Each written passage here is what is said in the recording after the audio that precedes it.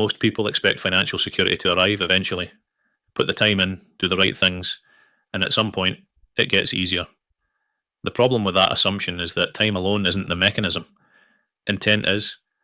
This is an explainer for a recent article in the Escape the Wealth Illusion series on Substack, a field guide to the consumer, debtor, employee triad, what it is, why it persists, and how to get out of it. The full article is linked in the description.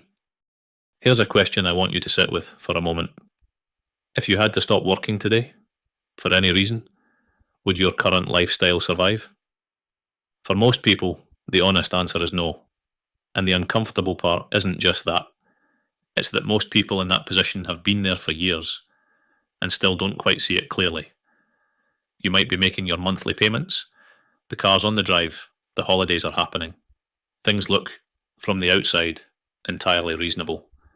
But that's precisely the problem. What things look like and what they actually are can be very different things.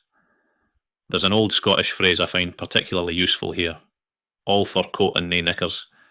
An outward projection of abundance with none of the underlying substance or stability that actual wealth has beneath it. A financed luxury SUV and a mortgaged 5-bedroom house communicate very specific things socially, but they tell you nothing about the financial fragility that might be sitting underneath them. That gap between appearance and reality is what I call the wealth illusion, and it's not an accident. The financial system most of us operate inside wasn't built to make us wealthy by default.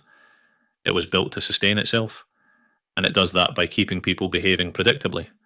Financial success in reality is an intentional endeavour. It requires a plan, it requires awareness, and it requires being quite deliberately different to the financial norm. Which brings me to the specific trap most households stumble into in early adulthood, and very often never fully leave. I call it the consumer, debtor, employee triad. And the most important thing to understand about it, before anything else, is this.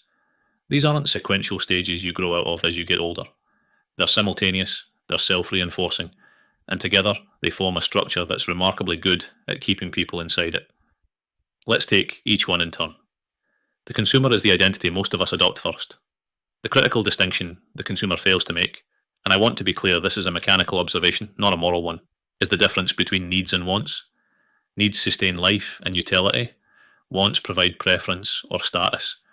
The entire consumer marketing industry is funded through its success at eroding that distinction in your mind, not conspiratorially, rationally.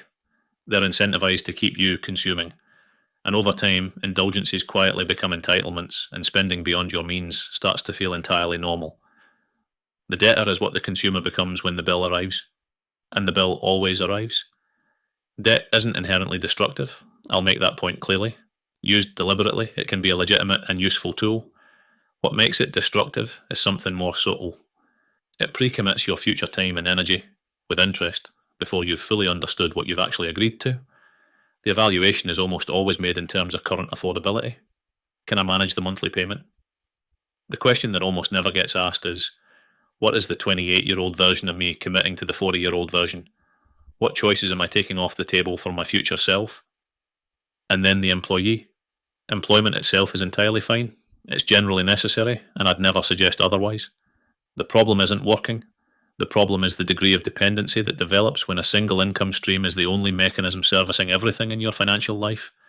When that's the structure, you're not in a strong position, financially, professionally, or psychologically. The job starts to feel like it has you, rather than the other way around. Corporate loyalty culture has a useful side effect for employers. It keeps an income-dependent workforce from pushing for its market value. That's not a conspiracy either. It's rational cost management. To understand why this cycle persists, you have to step back from the individual and look at the level of the system. Charlie Munger's formula is as good as any for this. Show me the incentive, and I'll show you the outcome.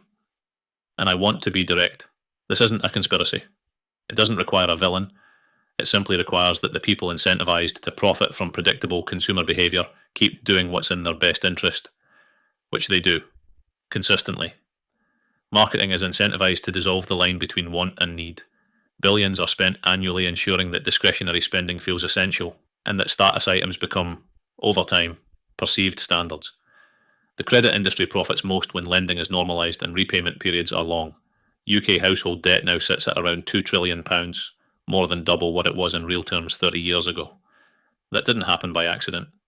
It happened by making debt accessible, normalized, and incrementally invisible in everyday financial decisions. And employers benefit when their workforce is income dependent. A household with tight margins between income and obligations is not in a strong negotiating position. These sectors aren't colluding, they're each doing what their incentives reward them for doing. Your job, if you want to get out, is to stop being their most predictable participant. So let's play some offense. If you want to build genuine long-term optionality, the first thing to do is redefine what money actually is. Not as an abstract number, but as what it actually represents. Hours and years of your time and energy already spent. Time, energy, and money together form what I call human capital, the total productive capacity available to you. It's the only real capital any of us possess. When you take on consumer debt, you're not just borrowing numbers from an institution, you are pre-committing the future time and energy of your future self, with interest, to service the preferences of your current one. Try converting a purchase away from its currency figure into what it actually costs in time. A car purchase on finance doesn't cost £30,000. It costs the hours required to earn that sum after tax, multiplied by the repayment period, plus interest. For most people on a typical salary, that's a meaningful fraction of their productive working years. The currency abstraction is convenient for commerce. It's not particularly useful for personal financial decisions. And then there's the compounding dimension, which almost nobody accounts for at the point of purchase. Under typical long-term market return assumptions, every pound invested at 25 grows roughly 2.5 times more than the same pound invested at 45. So when you consume capital in your 20s and 30s that you didn't strictly need to, you're not just losing what you spent, you're losing the substantially larger sum that money could have compounded into. Stop asking the debtor's default question, can I afford this monthly? That is the mechanism of the trap. The more useful question, the one that changes behaviour when applied consistently, is what future freedom am I exchanging for this? We've covered the structure of the problem. Let's apply the solution. Escaping the consumer, debtor, employee cycle isn't a single decision.